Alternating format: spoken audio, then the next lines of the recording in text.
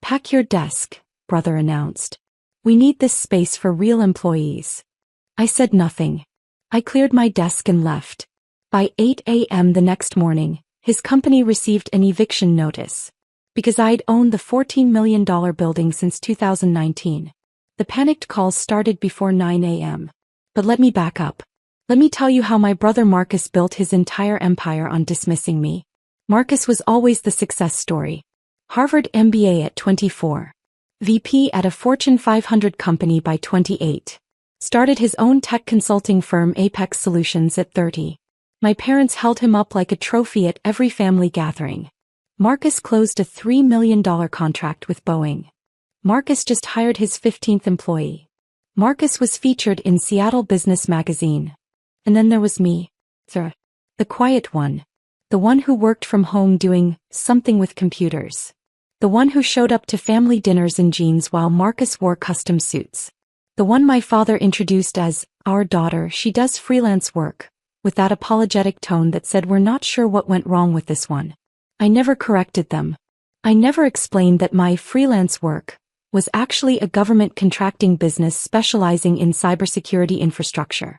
I never mentioned the $8.4 million in contracts I'd secured with the Department of Defense. I never showed them my Forbes 30 Under 30 feature from 3 years ago. I was watching, testing, gathering evidence of exactly who would stand by me when there was nothing impressive to stand by. The results were conclusive. In 2019 I made a purchase. The Riverside Tower in downtown Seattle. 12 stories of prime commercial real estate. Purchase price, $14 million. I bought it through an LLC called Sentinel Properties. Clean. Quiet. The building had several tenants. A law firm on floors 2 to 4. A marketing agency on floors 5 to 6. And occupying the premium top 3 floors with the best views of Elliott Bay, Apex Solutions. Marcus's company. He had no idea his little sister was his landlord. The property management company Cascade Realty handled everything. Rent collected automatically. Maintenance requests processed through standard channels. Marcus paid his $28,000 monthly lease like clockwork, never knowing where that money ultimately went. I kept one small office for myself on the 8th floor. Nothing fancy. Just a space to work when I needed to be in the city. The door had my name on it. Sarah Chin, consultant. Generic enough to be ignored. Marcus's employees walked past my office daily. Sometimes they'd nod. Most times they didn't notice me at all. That was exactly how I wanted it. Every Sunday we had family dinner at my parents' house in Bellevue. Marcus would arrive in his Tesla talking on his AirPods about deals and contracts. I'd pull up in my 7-year-old Subaru, usually 5 minutes late because I'd been finishing up actual work. Sarah, you're late again, Mom would say. Marcus has been here for 20 minutes. Sorry, Mom. Got caught up. Still doing the freelance thing? Dad would ask the same question every week. Still doing the freelance thing? Marcus would look up from his phone long enough to smirk.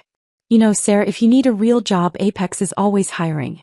We need someone to manage our office supplies. I could probably get you $45,000 a year. The table would laugh. Good-natured ribbing between siblings, right? I'd smile and eat my dinner. I never mentioned that my last contract renewal with Homeland Security was worth $12.3 million over 3 years. I never mentioned that I'd just been invited to speak at the RSA conference on advanced threat detection. I never mentioned that my security clearance level was higher than anyone else at that table would ever achieve. I was testing them. How low would they let me sink in their eyes before someone asked a real question? Before someone said, Sarah, what do you actually do? The answer apparently was infinitely low. At Riverside Tower, things started shifting 6 months ago. Marcus's company was growing. He just landed a major contract with Amazon and needed to hire rapidly. His 3 floors were getting cramped. He started eyeing the 8th floor. My floor. That whole floor is basically empty, he mentioned to his CEO Trevor one day in the elevator. I was 3 feet away, invisible as usual. Just some random consultants who barely use the space. We should talk to property management about expanding. Trevor nodded. The lease rates are reasonable here. Way better than what we'd pay for Class A space downtown. They got off on the 10th floor, already planning their expansion. Neither one had acknowledged my presence. 2 weeks later, Marcus sent me an email. Not a text. Not a call.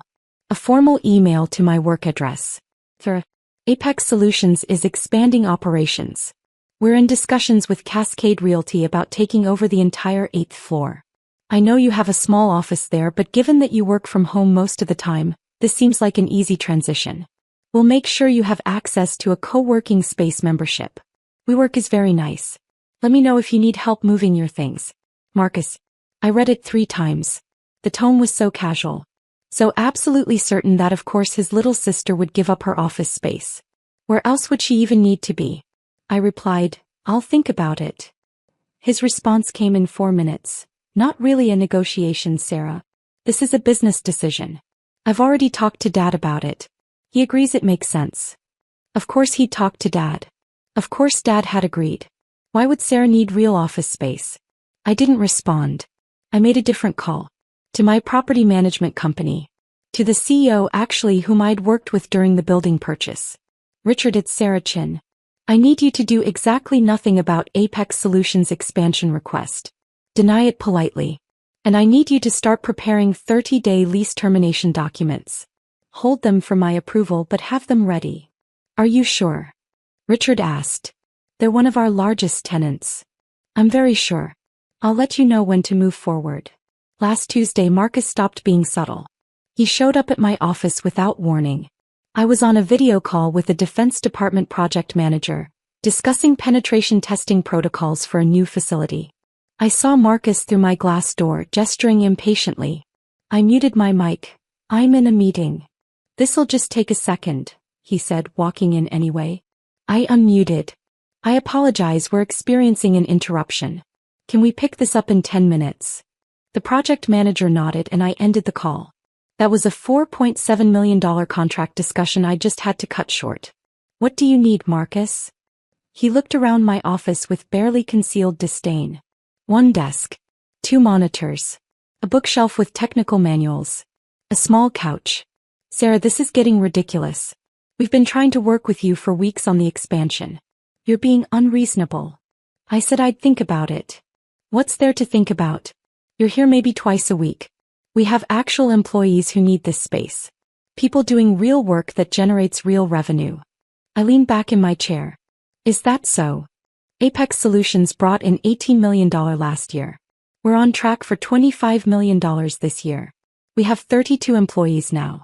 You have, what? Your laptop and some books. I have my work. Your freelance consulting. He said it like someone might say your little hobby. Sarah, at some point you need to grow up. This isn't about you anymore. This is about real business. I looked at him for a long moment. My older brother. The golden child. Standing in my office in my building telling me about real business. I'll let you know, I said. His jaw tightened. Fine.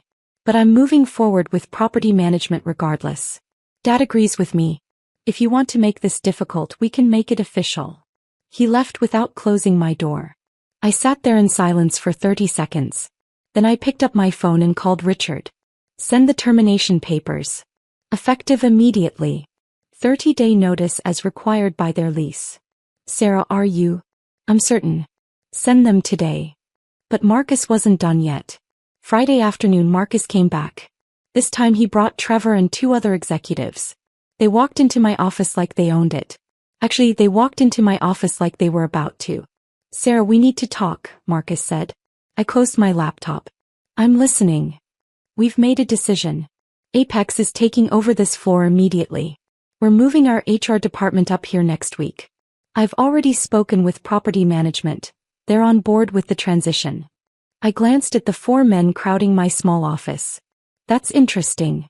Pack your desk, Marcus said. Those 3 words. We need this space for real employees. Trevor smirked. The other executives looked uncomfortable but said nothing. Pack your desk, Marcus repeated. Today. We're bringing contractors in tomorrow to start renovations. You can work from home. It's where you usually are anyway. I stood up slowly. I looked at my desk. My monitors. My bookshelf. The framed photo of me receiving my master's degree that no one in my family had attended because Marcus had a company retreat that same weekend. Today? I asked. Today. I'm not trying to be harsh, Sarah, but this is business. You'll understand when you have a real company someday. I said nothing. I opened my desk drawer and started removing my items. My notebooks. My backup drive. My coffee mug. I placed them in a cardboard box that Trevor helpfully provided, probably from their moving supplies downstairs. Marcus watched with his arms crossed. This is good for you too, you know. Maybe it'll motivate you to pursue something more substantial. You're 33 years old. Still doing freelance work. Mom's worried about you. I picked up the box. Anything else? Just leave your key card with reception on your way out. We're reprogramming access for this floor tonight. I walked to the door, then turned back. For the record, Marcus, I never needed this office. He smiled. I know. That's why this works out for everyone. No, I said quietly. You don't know anything. I left Riverside Tower at 4:47 p.m. on Friday afternoon. I placed my box in my car. I drove to my real office, the one in my house in Madison Park where I did 90% of my actual work. The house Marcus and my parents had never visited because they assumed it was probably just a small rental. It was a $3.2 million property I'd purchased in 2018. But they'd never asked, so I'd never mentioned it. I made one phone call on my drive home. Richard. Execute the termination. Effective immediately. 30 days starting today. Deliver the papers first thing Monday morning. Sarah, they're going to. I know exactly what they're going to do. That's the point. I didn't go to Riverside Tower on Monday. I didn't need to be there. Instead, I worked from home handling a video conference with Pentagon officials about a contract renewal. At 7:53 a.m. my phone buzzed. A text from Marcus. What the hell did you do? I ignored it. At 8:02 a.m. another text. Call me right now. I declined the call that came 30 seconds later. At 8:15 a.m. my phone started ringing continuously. Marcus. Trevor. My father. My mother. Marcus again. I finished my Pentagon call at 9 a.m. then checked my messages. Marcus had left 4 voicemails. I listened to the last one. Sarah, I don't know what you did or what strings you pulled, but Apex just received an eviction notice. 30 days to vacate Riverside Tower. Our lawyers are looking at it right now, but it's ironclad. They're saying the building ownership wants us out. This is insane. We have contracts. We have rights. Call me back immediately. There were 17 text messages. I read them in order, watching the progression from confusion to anger to panic. 8:04 a.m. What did you do? 8:18 a.m. This isn't funny. 8:33 a.m. Our lawyers say the eviction is legal. 8:41 a.m. Dad is calling you. 8:55 a.m. We have 32 employees. We can't just move. 9:02 a.m. Sarah, please call me. 9:07 a.m. We need to talk about this. 9:12 a.m. I'm sorry about Friday, okay? Can we just talk? I made myself a coffee. I checked my email. Another contract had come through. The Department of Energy wanted a security audit. Estimated value, $2.8 million. I replied to that first. Then at 9:30 a.m. I called Marcus back. He answered on the first ring. Sarah, thank God. What is happening? Did you talk to property management? Did you file some kind of complaint? No complaint, I said. Just a business decision. What business decision? What are you talking about? I'm talking about Sentinel Properties LLC exercising its right to terminate a lease with proper notice. It's all in the paperwork you received. Silence. Long enough that I thought the call had dropped. Sentinel Properties, he said slowly. The ownership company. Yes. Sarah. His voice had changed completely. Sarah, what are you saying? I'm saying I own Riverside Tower, Marcus. I bought it in 2019 for $14 million. You've been my tenant for 5 years. And now you're not. More silence. That's impossible. You don't have that kind of money. You do freelance consulting. I run a government contracting firm specializing in cybersecurity. Last year's revenue was $31 million. I have active contracts with the Department of Defense, Homeland Security, and 3 intelligence agencies.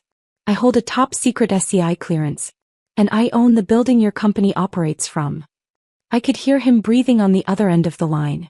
5 years, I continued. 5 years of rent checks. $28,000 a month. You've paid me $1.68 million to operate in my building. And you've spent 5 years telling me I should grow up and get a real job. Sarah, I didn't. You told me to pack my desk. You told me I wasn't a real employee.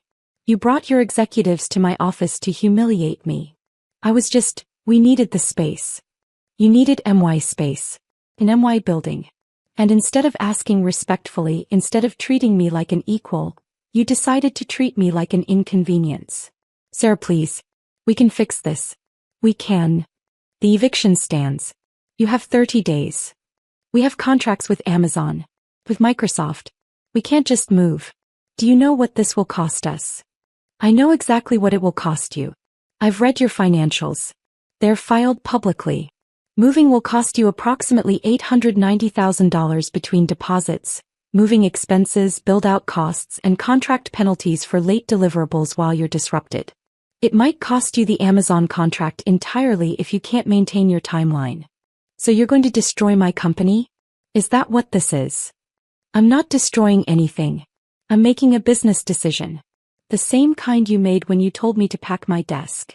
His voice cracked. I said I'm sorry. I was stressed. The expansion pressure has been.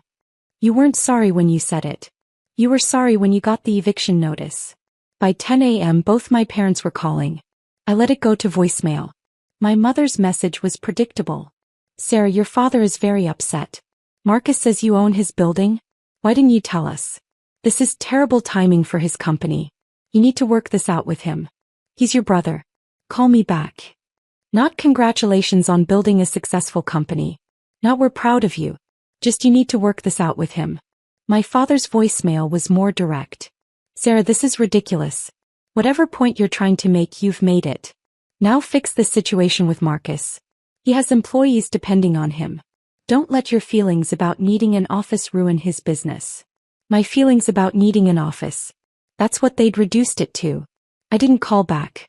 Instead, I forwarded both voicemails to my personal lawyer with a note. For documentation if this escalates.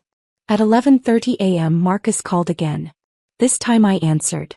I talked to Richard at Cascade Realty, he said. No hello. No preamble. He confirmed everything. You really own the building? Yes. He also said you've been the owner since before we even moved in. We were your tenants from day one. That's correct. And you never said anything. For 5 years. No. Why? Why would you hide something like that? I leaned back in my office chair looking out at Lake Washington. I was conducting an experiment.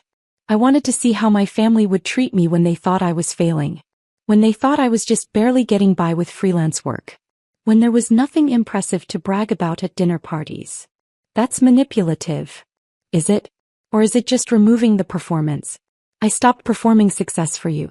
And you showed me exactly who you are when you think someone's beneath you. I never thought you were beneath me. You told me to pack my desk. You offered me a job managing office supplies. You've spent years making jokes about my little laptop business at family dinners. You literally suggested I grow up and pursue something substantial last Friday. He was quiet. For the record, I continued, my company's revenue is substantially higher than Apex Solutions. My contracts are with federal agencies, not regional businesses. My clearance level means I work on projects you'll never even know exist. And I did it all while you and Mom and Dad assumed I was failing. Sarah. The eviction stands. 30 days. I suggest you start looking at office space in Bellevue. Class B buildings are running about $32 per square foot right now. You'll need about 15,000 square feet for your current team size. Budget around $40,000 per month, plus first month, last month, security deposit and build-out costs. You should also talk to your Amazon contract manager about the potential timeline impact. You're really doing this. I really am. What do you want? Name your price. We'll pay higher rent. There's no price, Marcus. This isn't a negotiation. You made it very clear on Friday that you don't respect me, my work, or my presence. So now you don't get to benefit from my property. Please, Sarah, please. Think about my employees. They didn't do anything to you. Your employees will be fine. They'll move with you to your new location. You'll absorb the cost and recover. Apex will survive. But you'll survive knowing exactly what it cost you to treat your sister like she was worthless. I hung up. By Wednesday, my parents had demanded a family meeting. At their house. Mandatory attendance. I showed up on time. Marcus was already there, looking like he hadn't slept in days. Sarah, my father started, we need to resolve this situation. There's nothing to resolve. Marcus has his eviction notice. He has 27 days remaining. You can't actually expect him to move his entire company. I expect him to honor the lease termination the same way he expected me to clear out of my office with zero notice. My mother jumped in. Sarah, honey, Marcus said some things he regrets. But you're talking about hurting his business. His employees. Their families. I'm talking about enforcing my property rights. Your property rights? My father's voice was rising. Since when do you have $14 million to buy buildings? Since 2019. The money came from my government contracts. The same work you've dismissed as freelance consulting for the past decade. My mother looked confused. What government contracts? I pulled out my phone and opened a folder. Would you like to see? Here's my Forbes 30 Under 30 feature from 2022. Here's my company profile showing $31 million in revenue last year. Here's a photo of me receiving an award from the Secretary of Homeland Security. Here's my LinkedIn showing my actual job title, founder and CEO of Sentinel Cyber Solutions. I handed my phone to my mother. She scrolled through, her face going pale. You've been this successful, and you never told us? I told you I did consulting. You decided that meant I was barely surviving. You never asked for details. But why wouldn't you? Because I wanted to see who would support me when there was nothing impressive to support. And I got my answer. None of you. Marcus stood up. Sarah, what do you want from me? You want me to grovel? Fine. I'm sorry. I'm sorry I dismissed your work. I'm sorry I didn't respect you. I'm sorry I told you to pack your desk. I'm sorry for every joke, every comment, every time I made you feel small. Please, let us stay. I looked at my brother. The golden child. The Harvard MBA. The one who always had dad's respect and mom's pride.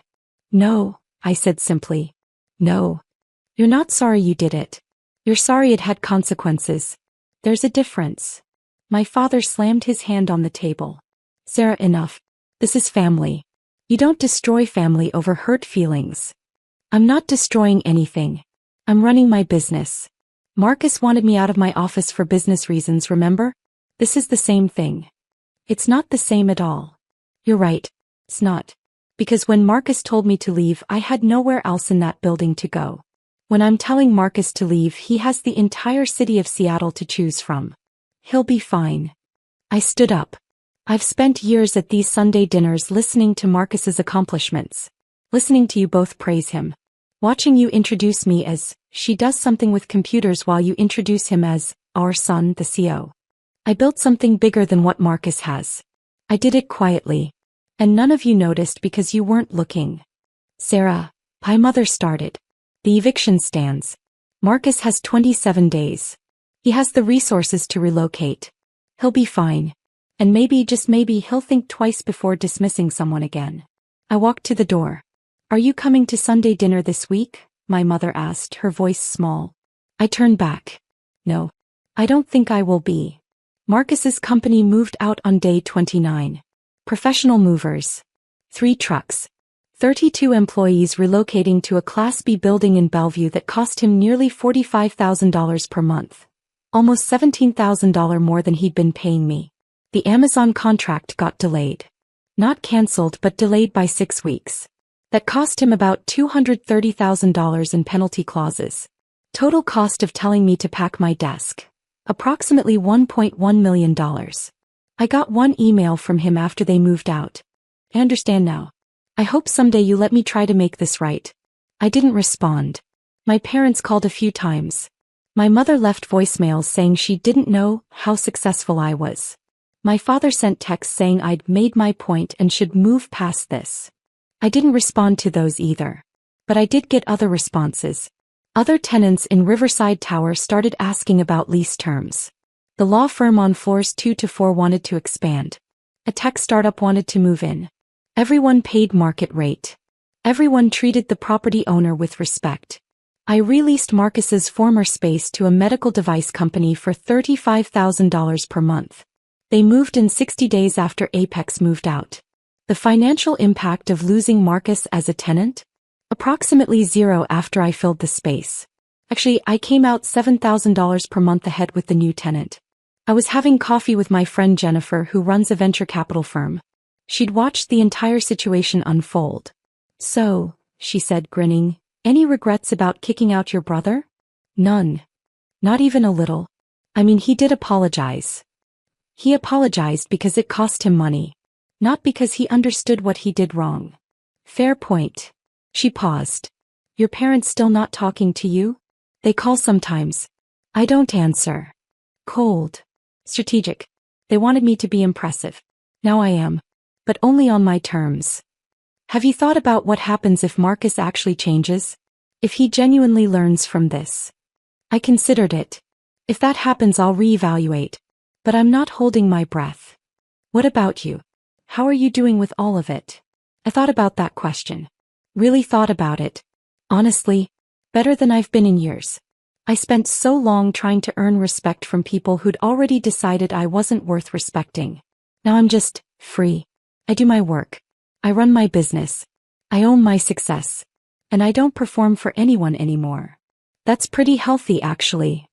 Therapy helps. I smiled. That and having $14 million in real estate. We both laughed. My phone buzzed. A text from an unknown number. "This is Marcus. I know you probably won't read this, but I wanted you to know I've been seeing a therapist. Working on some things. I don't expect forgiveness. I just wanted you to know I'm trying to understand where I went wrong. Not just with the building. With everything." I showed Jennifer. "You going to respond?" she asked. "Not yet. Maybe not ever. He's working on himself because he finally faced consequences. That's good for him. But I don't owe him my presence in his growth journey." Stone cold. No. Just clear boundaries. There's a difference.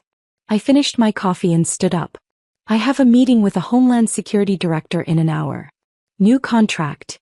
Estimated value, $6.2 million. Jesus. And your family thought you needed a job managing office supplies. They did. Past tense.